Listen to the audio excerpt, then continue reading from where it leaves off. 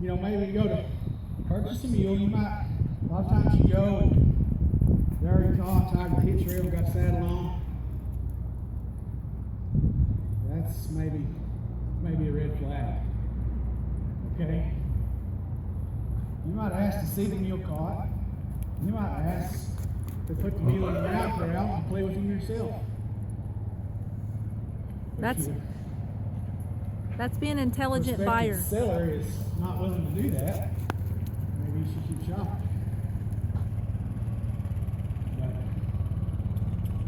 you know, this isn't a complete turn off for me about this mule. I want to see if he's going to start responding. Sometimes you can pass on a really good mule just because of one little flaw. Yeah, sometimes we pass on a really good mule just because of some other issue, like say catching, for instance, is not as good as you'd like. But you can be willing to work on that. Like this little mule rides really good. Kids can ride him. He's a good sized mule. Ride this mule anywhere you want to go. This is his little flaw. And you know, when this mule's in a small corral, in stalls, or up around the barn area, he's not this way. It's when he's out with the herd.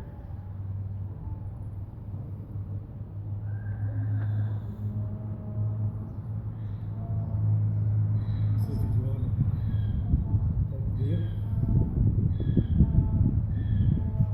This is even can go to like catching a mule or horse for the first time. Put him in the round corral, haze him in there, however you got to do it. And the first time when I approach him and I touch him, I rub him right here on the side of it. I don't pat him like that. I rub him. And I rub this mule right on. He decided not to like that deal, I'll put him back to work. The reason though, I touched that mule right there, that is the first place his mother touched him when he was born. When you touch an equine right there, that's about the most reassuring thing you do. Any other time he was touched was by the other dominant mare in the pasture. He come up to the wrong mother and she reached over and bit him on the back or kicked him in the chest. Any other contact he had was not friendly. Okay, but when his mother touched him on the side of the wither, first time he stood up to encourage him to nurse, that was the most reassuring thing he'll feel in his whole life.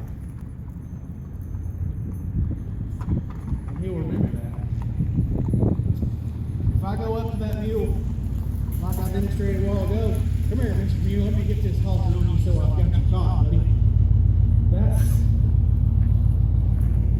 That's not doing the mule any justice at all. That's trying to get our mule to think like a human. Don't walk straight up on them too. Touch on that. We want our mule. We want to speak mule. We want to understand how he thinks and how his thought process works. We can get through to him a lot quicker. You know, I might not walk straight on my mule. Even my mule standing in the corral looking at me when I walk in there, I may not walk straight to him.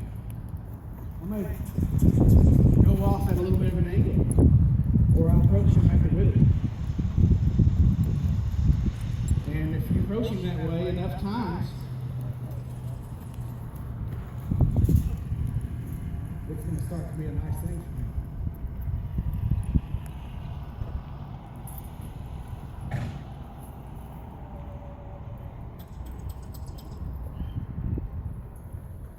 As y'all can see, he's slowing down, he's still ignoring me.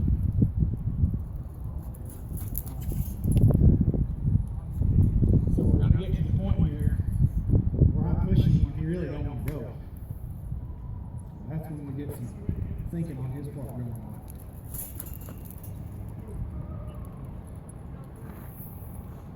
A lot of times by now we go get reinforcements. get the kids out there to help me. We get the helicopter and haze them in the barn. You know, get the dogs out, get the leg rope out. But all that may work. But what about that day when you want to go out there and do something with your mule this year? Or if you need that mule in a hurry, cows are out, you gotta go.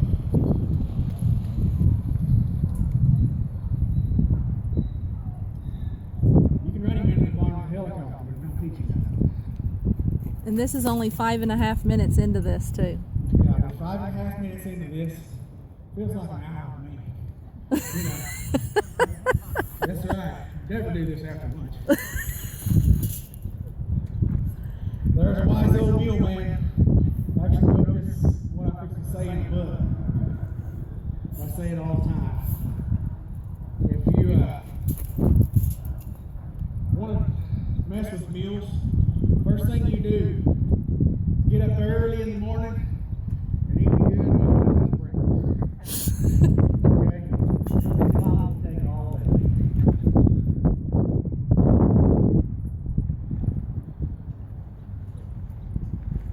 He's slowing down, but he's still ignoring me. I'm gonna wait till he tips his mind off of that wall. Off the deal.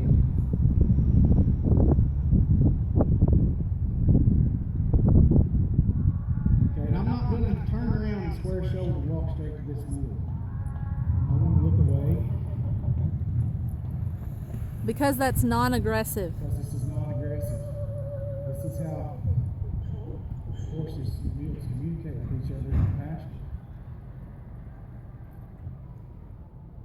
So if I turn and walk straight out, if you ask him, he's gone. You guarantee it. So he looked at me, I looked away. I was getting somewhere. Okay. I look away from this mule and he comes to me. Why is that?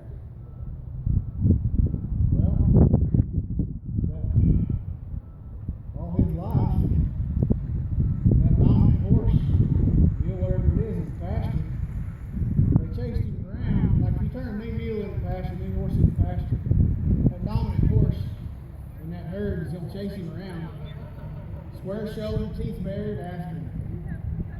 Okay? When she started chasing him, and when she decides to let him be in the herd, she's going to look away.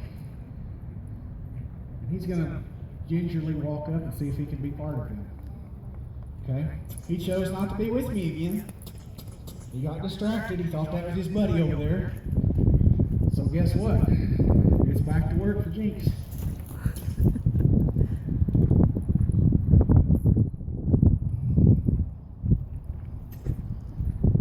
You know, the more distractions you go on, you know, a lot of people get caught up in, you know, I want to go out there to the round pen. I want a solid wall pen, and I don't want nobody to be around. I want it to just be me and him. Well, guess what? In real life, that don't happen. There's distractions. So if I can work him through his problems with all the distractions going on that go on in life, I'm that far ahead of the game.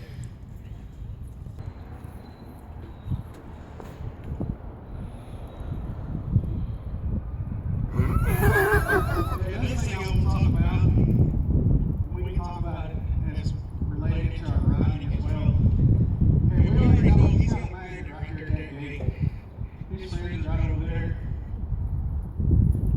Would I be wise to invite him in to be while he's over there standing by that gate?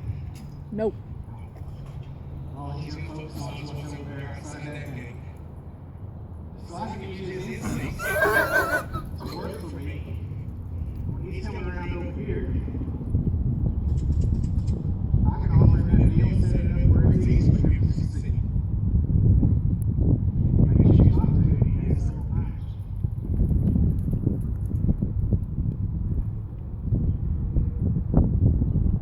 Today he didn't acknowledge that at all.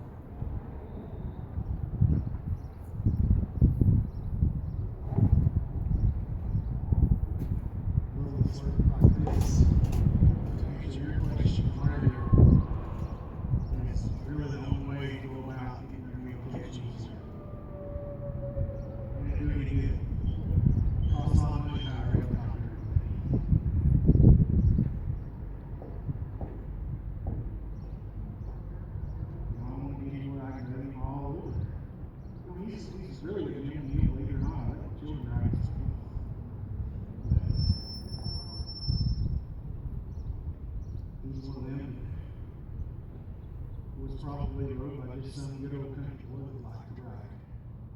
Rode any way they could, rode any way they could.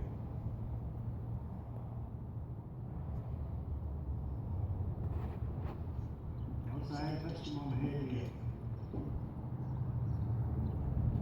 I want this meal caught with alcohol.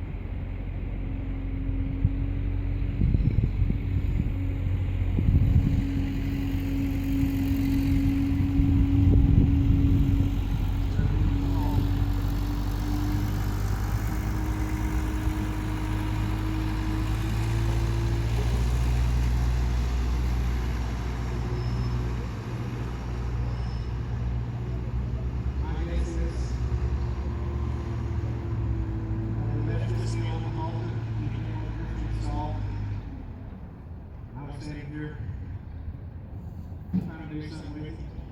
And that backhoe came by, he would act like he was in school. He wasn't worried about that at all. Because we got him to make his mind up. Maybe this is not such a bad deal. And even, us, we're professional trainers, make a living. Obviously, we can't pay a bill right in 1 meal a day. So we get caught up in a hurry just as much as anybody. Hurry up, the ladies are just leave. They're waiting on me. I gotta go. So we fix them any way we can. But if you can go at this, I can drive all day to catch this thing. It'll take 15 minutes. If you go at it like you only got 15 minutes to get this wheel all packed up on the trailer down the road or big trailhead, it's going to take all day.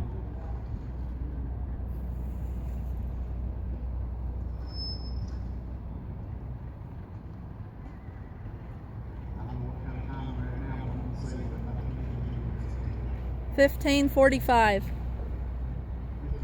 15:45, yeah.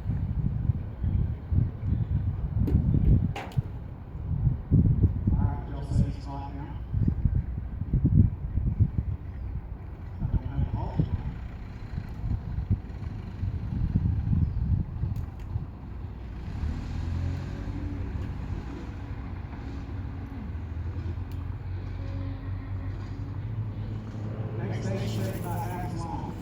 About the exact same way. Just like the groundwork we were doing this morning and some of these other things, you go about the exact same way every time. And it'll take half as long every time. Within 3 or 4 days, this will take 1 or 2 minutes. Within 3 or 4 weeks, probably come out to you walk in.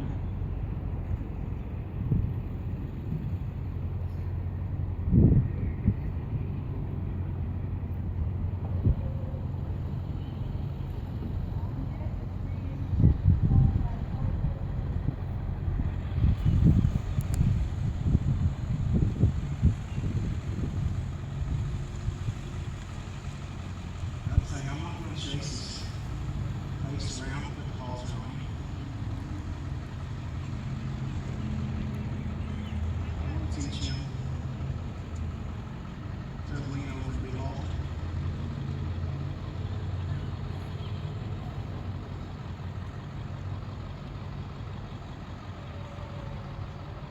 Just like the work I was doing earlier with the other meals.